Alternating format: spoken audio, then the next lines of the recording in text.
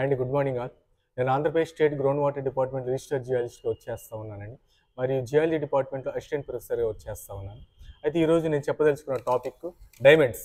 Diamonds ఎలా దొరుకుతాయి, ఎక్కడ దొరుకుతాయి మీకు తెలుసా, ఏ ప్రాసెస్ ద్వారా ఫామ్ అవుతాయి అనేది దాని గురించి ఎక్స్ప్లెయిన్ చేయదలుచుకున్న వజ్రాలు. చూడండి, దీన్ని కింబర్లైట్ అంటాం. ఇది జియలాజికల్గా మనకి రాక్ టైప్స్లో ultra mafic, ultra basic rocks ఉన్నాయి, ఇగ్నియస్ రాక్స్లో. అందులో మ్యాఫిక్ రిచ్ ఉన్నటువంటి రాక్స్, దీన్ని కింబర్లైట్ అంటారు. ఇది మెగ్నీషియం రిచ్ మ్యాఫిక్ కంటెంట్ ఉన్నటువంటి మినరల్స్ ఇందులో ఎక్కువగా ఉంటాయి. చూడండి, ఇందులో మనకి మేజర్గా ఇది ఇగ్నియస్ మ్యాగ్మాటిక్ ప్రాసెస్ ద్వారా ఫామ్ అయ్యేటువంటి రాక్, దీన్ని కింబర్లైట్ అంటాం. ఇందులోనే మనకి డైమండ్స్ ఎక్కువగా లభిస్తాయి. ఇది source rock for the formation of diamonds అండి. ఇది ఒక ప్రాసెస్. ఆ తర్వాత మనకి మెకానికల్ కాన్సన్ట్రేషన్ ద్వారా కొన్ని హై స్పెసిఫిక్ గ్రావిటీ ఉన్నటువంటి మినరల్స్ ఫామ్ అవుతాయి. అందులో వన్ ఆఫ్ ది మినరల్ వచ్చి మనకి one of the deposit diamonds అండి. చూడండి, ఇందులో మనకి హై స్పెసిఫిక్ గ్రావిటీ ఉన్నటువంటి మినరల్స్ ఫామ్ అవుతాయి. Mechanical concentration process.